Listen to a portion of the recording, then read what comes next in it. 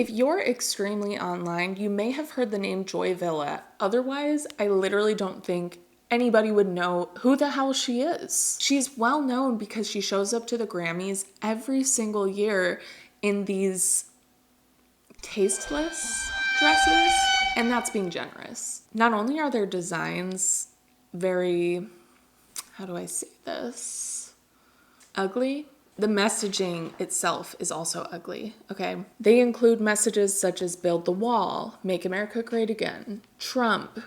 You're getting the picture here. According to her Wikipedia, she is a singer-songwriter and a YouTuber and an actress. It's so funny because I just checked out her YouTube channel and she does have a video from 3 weeks ago on her channel that says, "Who's Joy Villa?" It's 5 minutes long and it has under 500 views. So that's that. And I'm not here to judge anybody based on views. Obviously, I'm still new to my YouTube career, but the only reason she has a Wikipedia page in the first place is because of her Grammys appearances, not because of her connection to Kenny Haygood, who's a famous jazz vocalist and her maternal great uncle. Fellow YouTuber and educator and content creator Matt Bernstein, who we love over here, asked this question on his Instagram and Twitter, like, who is this lady? We're all wondering.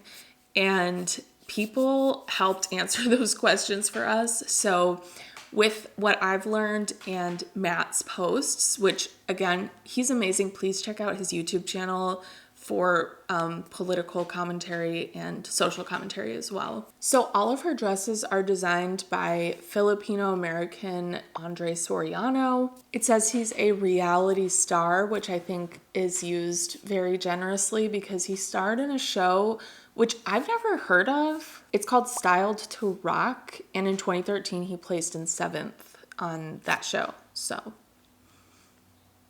what is a star? As a member of the LGBTQIA plus community himself, it is interesting that he's such a vocal supporter of the Trump administration, but obviously, unfortunately, he's not the only one, and it's, in my opinion, part of a grift, and I think just a misunderstanding of who and what Trump really stands for. So he's really the one who deserves the credit or the vitriol for these looks, we might say, from Joy Villa. According to Villa, she actually supported Bernie Sanders in 2016 before switching over to supporting Trump, which is interesting, not unheard of, but makes you question some things. And she actually joined his campaign advisory board, which always throws me off because I'm like, what is your experience, I guess? Like, I don't know. It just seems random. Oh yeah, she joined this March for Life in London in 2018, and they marched from Trafalgar Square to Parliament Square. So she's obviously, as you can see by her one Grammys look, she's very pro-life. Let me run that back. She's very anti-choice.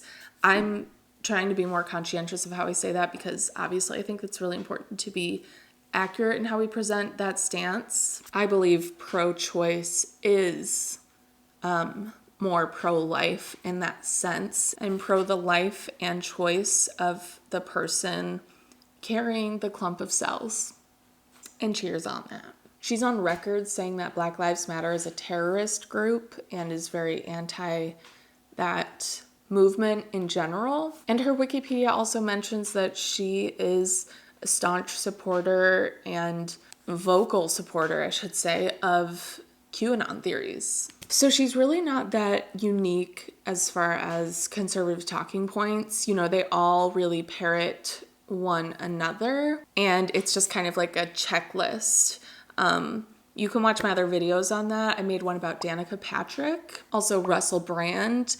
Those are both Z-list celebrities who have then jumped ship because of whatever reason and are grifting to conservatives to remain relevant. So I want to go back to what Matt Bernstein uncovered. And again, why the hell is Joy Villa always at the Grammys. So obviously Joy Villa is a singer, but according to Matt's Instagram story, she only has 1,108 monthly listeners, which, if you know anything about Spotify, it's, it's not nothing to scoff at. Like, obviously, any listeners for a musician is important and valuable, but again, that alone doesn't warrant a Grammys appearance. I think that's like why that should be brought up and mentioned. So this one slide I'm going to put up on the screen, it says, people say she bought a ticket to the red carpet, but it's pretty well known you can't just buy a ticket, otherwise a bunch of rich people would be at the Grammys randomly.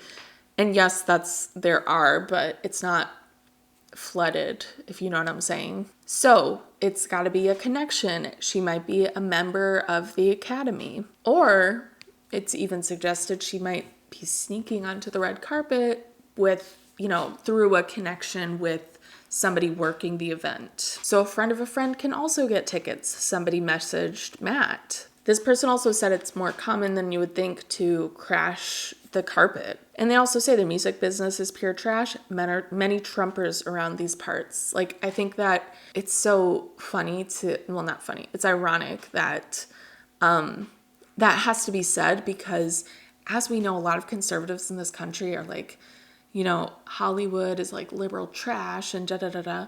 And I'm just like, that's so ignorant, because if you know shit about you know that a lot of people with a lot of money want to keep that money, and so they have very conservative values. And so a lot of people in high places, regardless of where those places are Trump supporters and supporting that messaging. Again, she could also be an Academy member. If you're a member, you can buy tickets, and apparently the cheapest, according to this person, are like $500. So I guess that's an option if you really want your Getty images. And not to bury the lead or anything, but she is a huge Scientologist. She's really into Scientology. Speaking of which, I want to talk about Rebecca Minkoff from Real Housewives of New York and her connection to Scientology in a future video. So let me know if that sounds interesting to you. I actually had a dream that I met Leah Remini's father, and was like, he was crying, and I was like, thank you so much. Like, your daughter is so amazing. She's saved so many people and da da da da. So I think that's a sign. I think it's a sign from the divine, a sign from the lizard lord, a sign from L. Ron Hubbard himself that I need to talk about Scientology. Obviously, Scientology, people really don't understand like how much money they bring in, because it's a very, very expensive religion to be a part of. And there are people in high places, celebrities like Rebecca Minkoff is an example. Obviously, Tom Cruise, Kirstie Alley was a Scientologist, John Travolta. There are so many more well-known, like A-list celebrities, and many that we're not aware that they're part of this. Matt also points out that Joy Villa's ex-husband is very, very wealthy. It's really interesting how these celebrities talk about Scientology. Rebecca Minkoff kind of spoke of it this way in this latest season of Real Housewives of New York. On Joy Villa's Wikipedia page, she credits Scientology for improving her life and career. So a lot of people talk about it like it's an aid to them, like it's a leg up.